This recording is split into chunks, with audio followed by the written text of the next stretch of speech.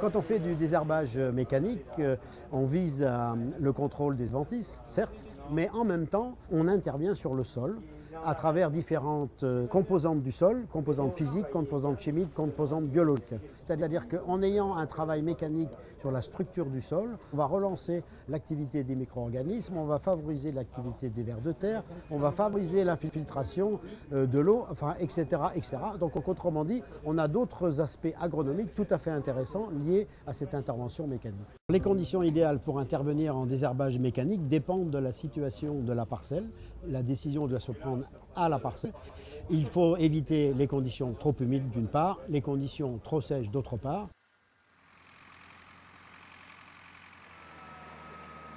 Donc les conditions de réussite d'un désherbage mécanique, c'est forcément la météo. On est très lié à la météo. C'est une contrainte, bien sûr, mais si on est très attentif à nos parcelles, qu'on les surveille bien, on a toujours une petite fenêtre météo pour intervenir. Le stade optimum pour passer avec les hercétrilles, c'est quand les adventices sont au stade plantule. Contrairement à la bineuse, qui elle est efficace bien après le stade plantule.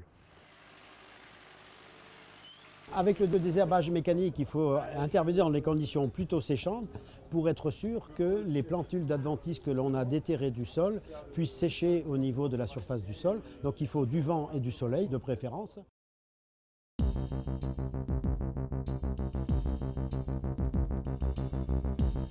Dans la plupart des cas, la hercétrie travaille en plein, c'est-à-dire qu'on travaille sur la totalité de la largeur de l'outil. Sa période d'intervention, c'est surtout en début de culture, c'est-à-dire que lorsque les adventices sont vraiment au stade filamentaire, c'est-à-dire fil blanc, donc l'intervention doit se faire au stade vraiment jeune des adventices. Elle s'utilise aussi pour la régénération des prairies. Dans ce cas-là, les dents de diamètre 7 mm utilisées habituellement pour la céréale sont remplacées par des dents plus rigides en diamètre 8. On y rajoute souvent des lames de nivelage qui permettent à la fois d'ébouser, d'étopiner et de reboucher les pas d'animaux. Cet outil a un débit de chantier important puisque les largeurs vont jusqu'à 24 mètres de large à des vitesses de 10 à 12 km/h.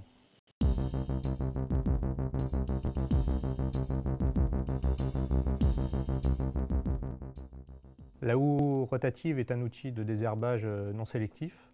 On travaille généralement sur toute la largeur de l'outil. La houe rotative s'utilise généralement en début de culture, lorsque les adventices sont vraiment au stade filamentaire, c'est-à-dire à partir du stade de 3 feuilles. Cet outil est surtout bénéfique lorsqu'on a des croûtes de battance importantes, puisque c'est d'abord un outil d'écroutage. Et le point le plus important, c'est sa vitesse d'avancement, car il faut avec cet outil avoir une vitesse d'avancement minimum en général de 15 km/h pour que l'outil soit efficace.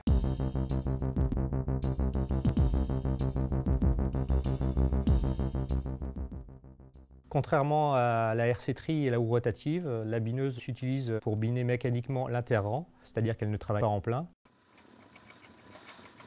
La bineuse s'utilise sur une plage assez large, c'est-à-dire qu'on peut l'utiliser dès la levée de la culture, puisque cet outil peut être équipé de protège-plans qui évite la projection de terre ou de cailloux sur la ligne de semis. Dans le temps, on peut l'utiliser jusqu'à, on va dire, au passage tracteur, lorsque la culture est suffisamment développée et ne permet plus le passage du tracteur.